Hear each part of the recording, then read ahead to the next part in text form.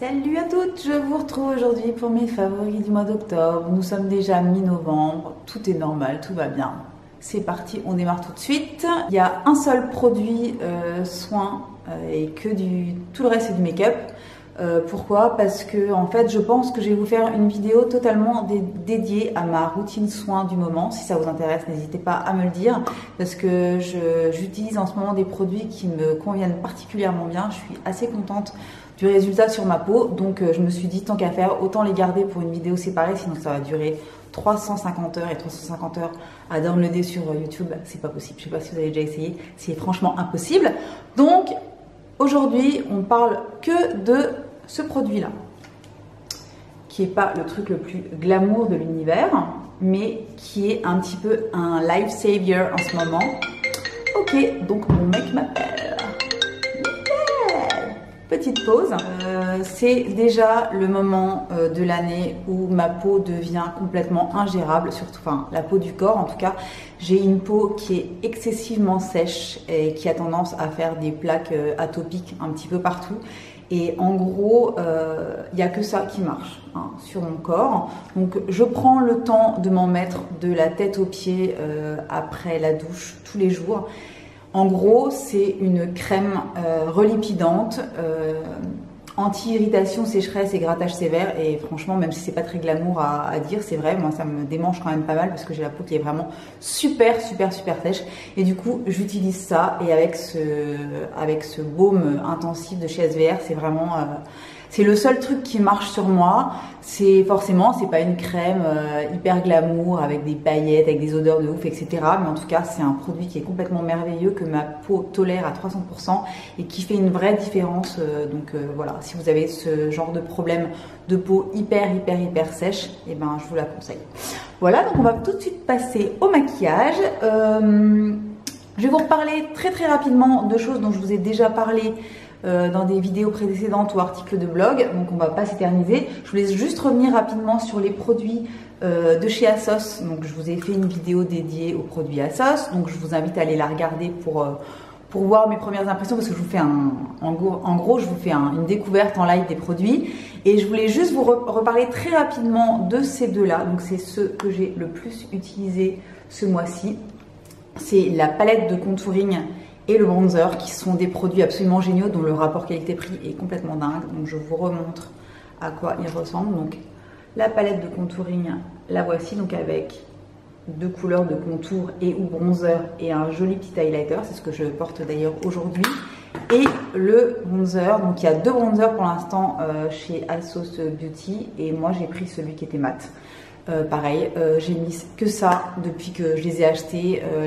Les poudres sont géniales, hyper fines, se travaillent très bien, tiennent très bien. Enfin, je vous invite à aller regarder la vidéo, mais vraiment, en tout cas, gros coup de cœur et grosse utilisation de ces deux produits ce mois-ci.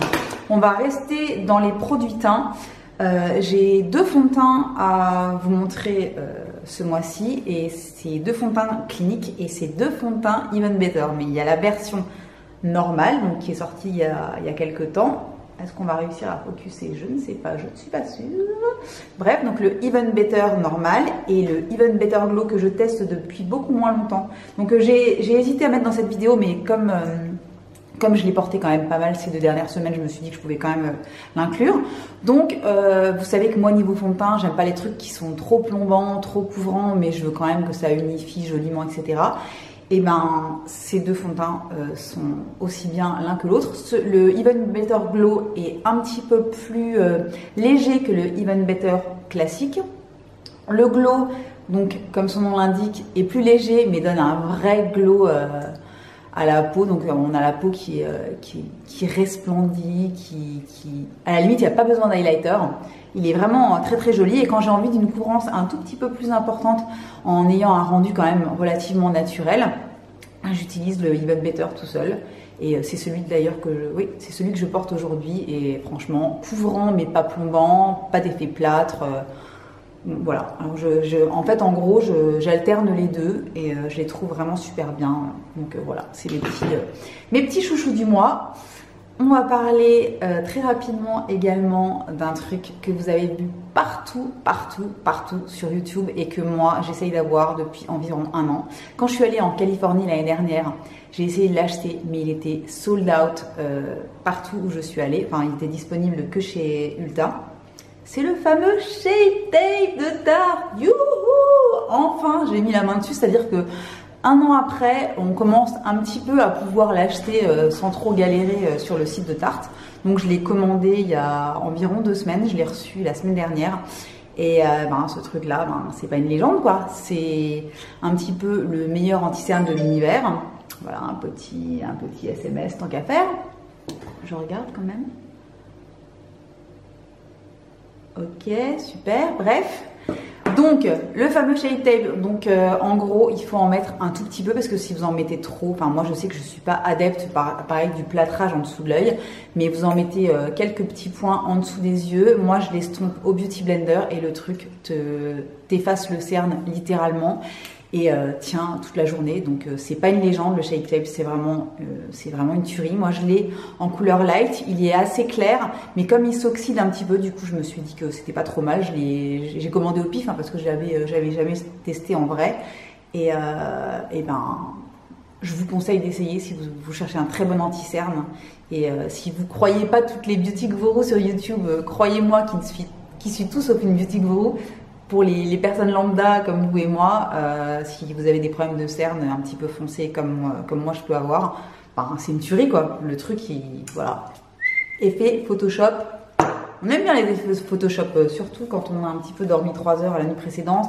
Hashtag, je ne parle pas de moi, juste un tout petit peu. Bref, on va continuer avec le make-up et on va peut-être enchaîner sur les yeux ou les lèvres. Les yeux ou les lèvres. Allez, les lèvres.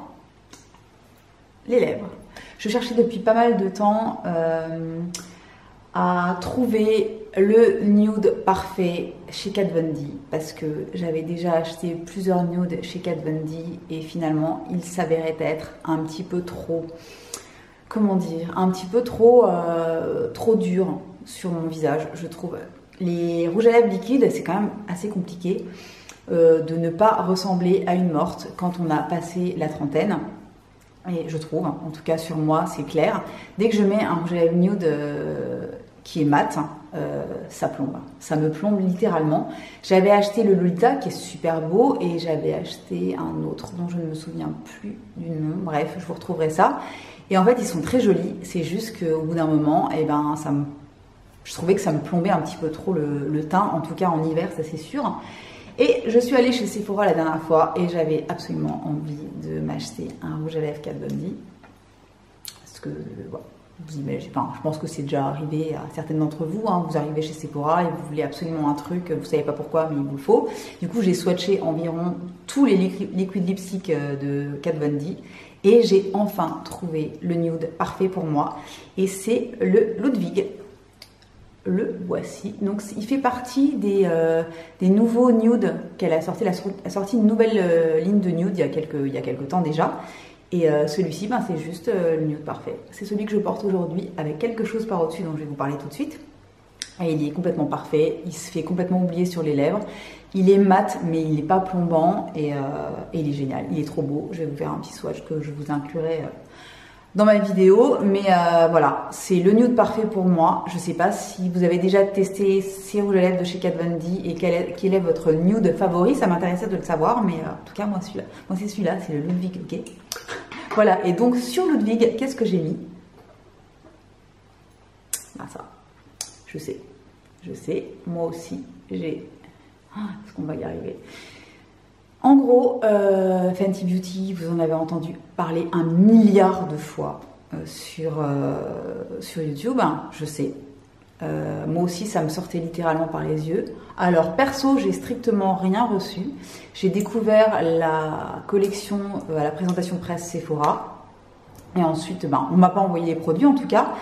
Mais par contre, au bout d'un moment, j'ai quand même voulu aller tester les produits en magasin. Donc je suis repartie avec un highlighter et le fameux gloss qui était le seul disponible à ce moment-là. Et en fait, le gloss, il est très très bien. Tout seul, il est bien, c'est juste un gloss sympa.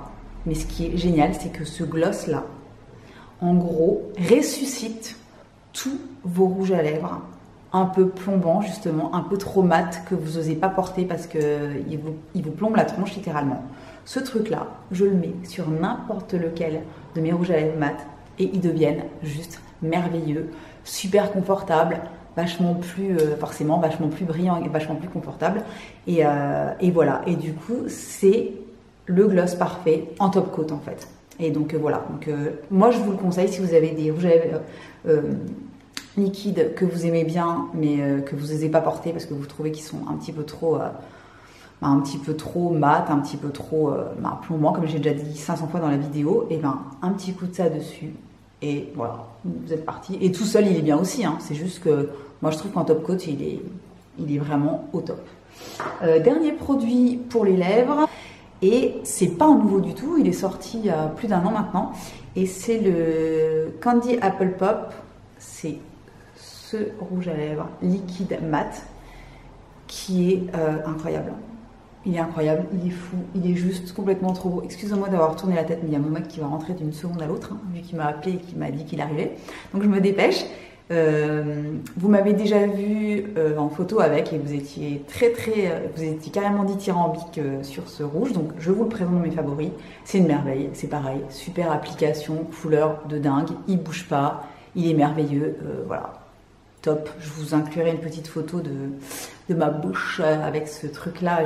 J'ai voulu montrer le combo de nude aujourd'hui dans ma vidéo, mais j'aurais pu porter celui-là et c'était très bien aussi. Donc voilà, j'adore, il est trop bien, je l'aime.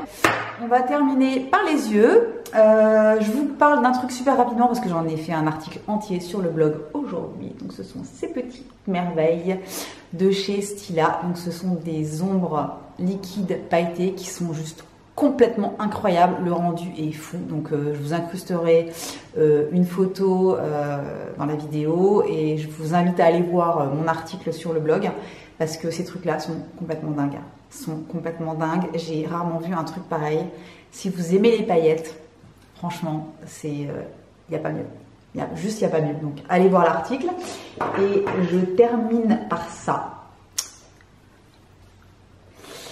La petite palette café de chez Zoeva qui est, alors attention les yeux les gars, qui est très moche. Voilà, donc regardez-moi un petit peu cette merveille. Donc je vais vous swatcher tout ça. C'est pas compliqué. J'ai utilisé quasiment que ça tout le mois qui vient de passer. Voilà, des vieux roses, des marrons chauds, un espèce de vert irisé, mélange de mat et de couleurs un petit peu plus métallisées. C'est ce que je porte aujourd'hui sur les yeux. Je sais pas si vous voyez. Bref. Elle est trop belle, de toute façon les palettes Zoeva, vous savez très bien ce que j'en pense, c'est toujours super pigmenté, facile à travailler, ça tient super bien. Voilà, ça coûte 22 €, donc c'est pas fou non plus. Et voilà, palettes Zoeva, j'en ai déjà plusieurs que je ressors régulièrement, qui sont vraiment top. Donc celle-ci ne fait pas exception, voire même, franchement, le mélange des couleurs, quoi. C'est juste trop beau, c'est ce qu'on en plus ça. C'est exactement ce qu'on a envie de porter en ce moment en automne avec des couleurs un petit peu, un mélange de froid et de chaud, des vieux roses, des vieux roses et des vieux roses. Voilà, on adore. C'est tout. C'est tout pour aujourd'hui. J'ai l'impression que je m'en sors pas trop mal au niveau du timing. N'hésitez pas à me dire quels sont vos favoris du mois, s'il y a des choses que vous me conseillez, etc. Moi, je vais revenir assez rapidement avec une petite vidéo test, crash test, analyse et tout ce que vous voulez avec ma copine Saskia d'une marque en particulier. Donc, je vous en dis pas plus. On va revenir très vite. Et puis voilà. Puis je vous dis à très bientôt. Hein.